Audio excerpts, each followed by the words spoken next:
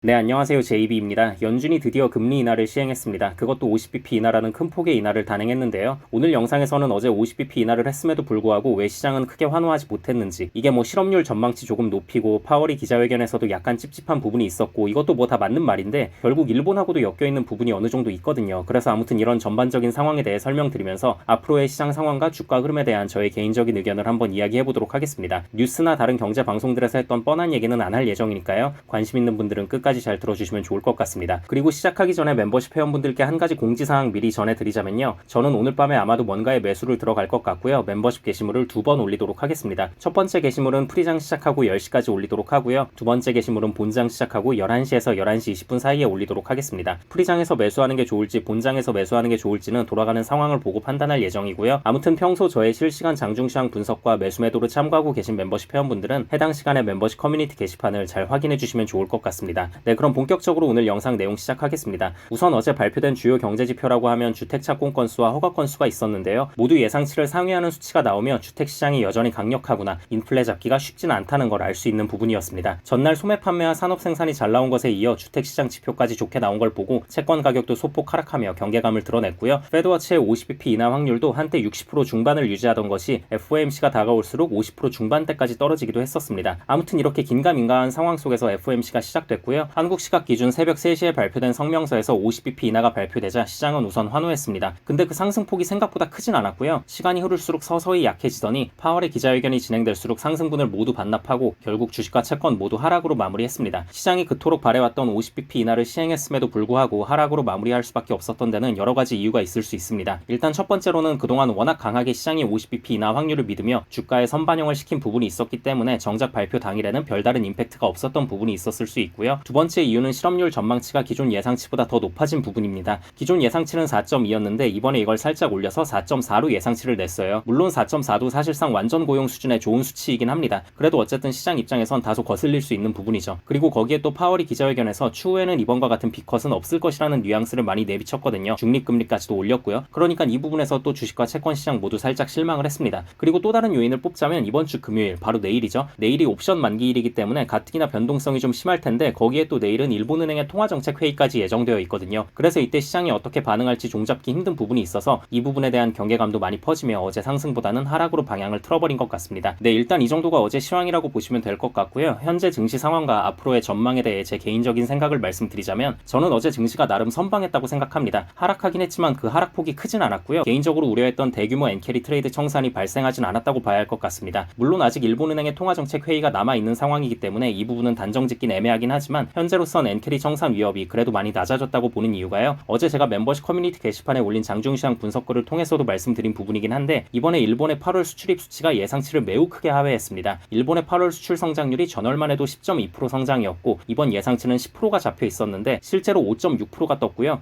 특히 미국으로의 수출은 3년 만에 처음으로 감소했습니다. 그리고 8월 수입 역시 전월만 해도 16.6%였고 이번 예상치는 13.4%로 잡혀 있었는데 실제 수치가 2.3%가 뜬 거예요. 격차가 커도 너무 크죠. 거기에 또 7월 기계 주문도 전월 대비 마이너스 성장을 기록하면서 전반적으로 일본 경제 회복에 대한 우려가 다시 불거진 상황이거든요. 물론 단순히 수출입 수치로만 일본 경제가 좋다 나쁘다를 판단 내리기엔 애매한 부분이 있을 수 있습니다. 왜냐면 최근 일본 엔화가 급격히 강세를 띠고 있는 부분 때문에 수출 수치는 영향을 받았을 수 있는 부분이거든요. 기계 주문 수치가 낮게 나온 것도 해외 업체들 입장에선 엔화가 갑자기 강세를 띠면서 전부 다 확 비싸지니까 지금 사기엔 좀 비싼데 하면서 주문을 미뤘을 수도 있는 부분이고요. 하지만 뭐가 됐건 경기에 매우 민감하게 반응하는 일본 입장에선 거슬릴 수밖에 없는 경제 지표가 나온 거라고 보시면 됩니다. 자, 그런데 미국 주식에 투자하는 우리 입장에선 이게 나름 호재 소식이라고 볼 수 있습니다. 우선 일본은행이 내일 있을 통화정책회의에서 금리를 인상할 가능성이 많이 낮아졌다고 볼 수 있죠. 왜냐면 지금 엔화가 강세를 띠면서 수출 수치가 마탱이가 확 가버린 게 눈에 보이는데 여기서 더 추가 금리를 인상하기엔 상당히 불편한 상황일 수 있거든요. 엔화가 강세를 띨 경우 수출 수치가 줄어들 수밖에 없는 건 일본도 당연히 예상을 했겠지만 그래도 이 정도로까지 확 줄어버릴 거라는 건 예상하지 못했을 겁니다. 그래서 아무튼 이번에 일본은행이 추가 금리 인상을 또 시행하게 되면 수출 수치가 더 확 줄어버릴 것이기 때문에 일본은행 입장에서도